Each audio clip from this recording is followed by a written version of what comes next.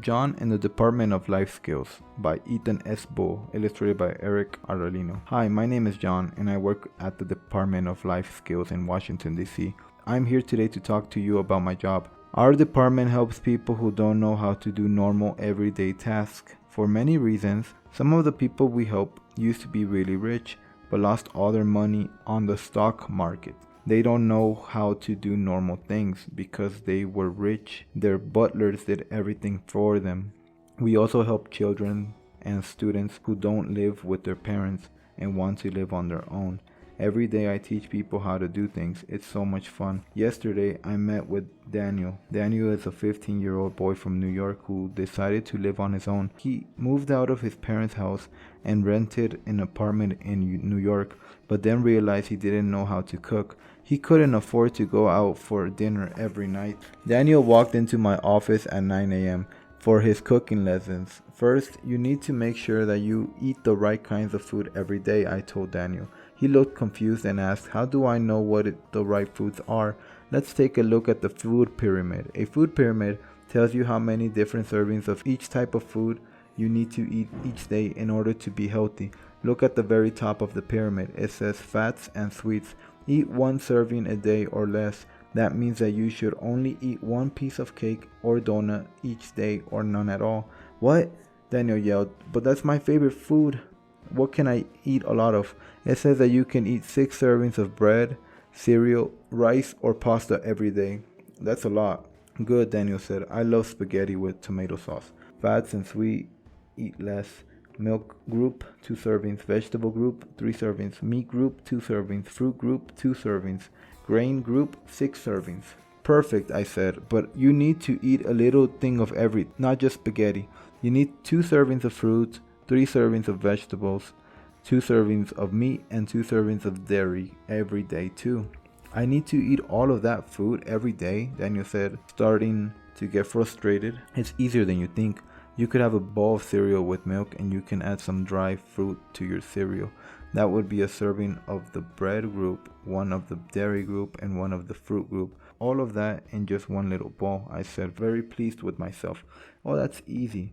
But where am I going to get all this food? Daniel asked. You need to go grocery shopping every week to buy enough food to last the whole week. You need to make a groceries list so you remember to buy everything you need. But first you should plan out your meals so you can decide what to get. I always make a list.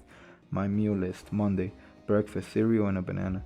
Lunch, sandwich with turkey, cheese, lettuce, tomato, and an apple. Dinner, spaghetti with tomato sauce, salad, and a piece of cake for dessert.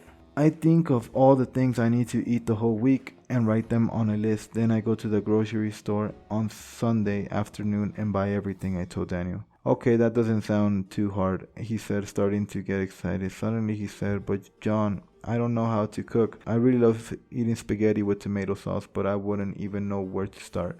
Don't worry, Daniel. We're going to talk about that next. After you decide what you want for the whole week, you go to the grocery store. You need to cook or prepare your meals. All you need is a recipe and you can make anything. Do you know how to make a sandwich? I asked. Of course I do. You just put meat and vegetables and bread. Put some mayonnaise on the top of the bread and that's it.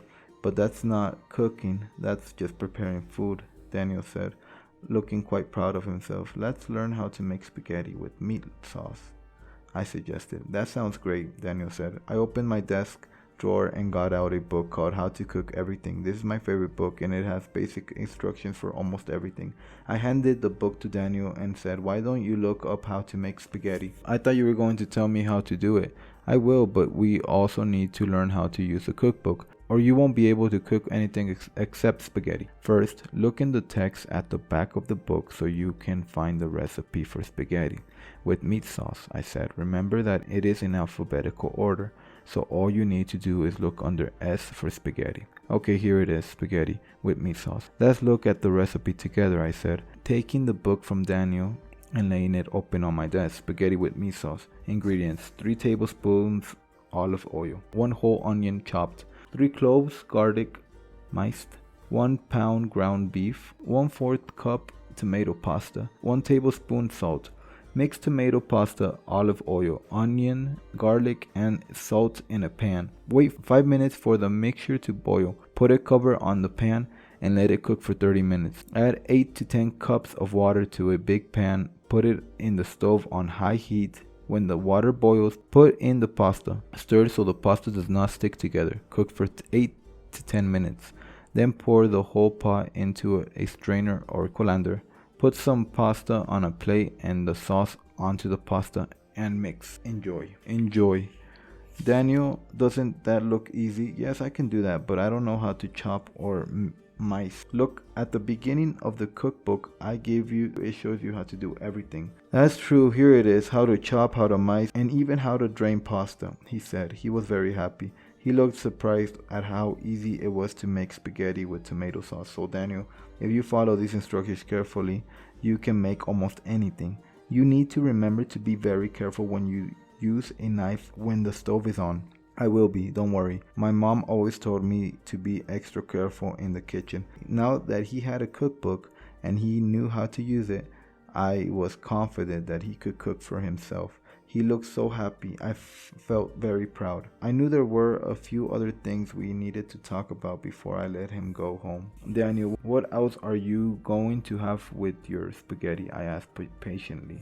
What do you mean? I'm going to have tomato sauce, Daniel said, looking very confused. Remember that you need to eat fruit, fresh vegetables, and dairy with the pasta, and meat in the spaghetti. Oh yeah, I remember now. I need to get a balanced diet. But what could I have with my spaghetti? Well, to get your fresh vegetables, you can have a salad. You can even cut up a pear or an apple to go in the salad, so you can have some fruits, and you can have your favorite salad dressing with it, so that it would taste extra good. Daniel looked a little sad. He was kicking his feet a little and looking at the ground. What's wrong? I asked. John, I don't like salads. It's gross. My mom always used to make me eat broccoli, he shouted. I'm sorry to tell you, but you have to eat vegetables. They have important nutrients that your body needs, I said, but Daniel interrupted me. But there are tomatoes and onions in the tomato sauce. That is enough vegetables for me, he shouted again. I laughed. Daniel, the next thing you are going to tell me is that ketchup on a hamburger is enough vegetables. Cooked vegetables are different than fresh vegetables. When you cook a vegetable, the heat destroys many important vitamins. That's why we also need to eat fresh vegetables, but you don't need to eat broccoli if you don't like it. Just find something that you like. I don't like salad, but with ranch salad dressing, I think it's delicious. Okay, Daniel said. Maybe I'll try that. For the next hour, I helped Daniel design his menu for the week and made a shopping list. He left my office and seemed very excited to go shopping and start cooking. We decided to meet again in a week. 1 week later, Daniel walked into my office and sat down. He looked a little tired. John, the spaghetti was delicious and I loved the salad with the ranch dressing, he said very excitedly. I'm really glad, Daniel, I said, smiling. Now about the other things you will need to do in your new apartment. In the next few weeks, we need to talk about doing laundry, sweeping, mopping, dusting, vacuuming, paying bills, and other things. But John, buying groceries and cooking took such a long time. I barely had enough time to play video games and watch TV. I also need to get a job to make money. When will I have time to do all these things? His voice got louder and I could see the frustration on his face. Daniel, when you live on your own, there are many things that need to be done every week. You need to know more than just buying groceries and cooking, I said. This reaction is normal with children when they first start to live alone. I also knew that what he would say next. But John, how do my mom and dad do all these things? Work all day and take care of my family too? He asked. He seemed really surprised at how hard it was to take care of a house. I'm cooking and shopping and cleaning for one person and it takes me forever. My parents have 3 kids and themselves to take care of. All I want to do is play video games and go over to my friend's house. I don't want to just cook and clean all the time. I'm a kid, he yelled. I know, but then why did you decide to get your own apartment? I asked. Well, I was tired of my parents telling me what to do and making me do the dishes every night. I wanted to do whatever I liked, stay up late watching TV and play with my friends all afternoon, he responded.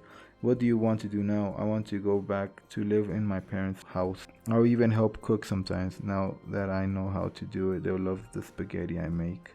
That sounds like a great idea. Maybe you can even help more around the house. I will, he shouted and walked out of my office. Through the window, I saw him walking away looking very happy.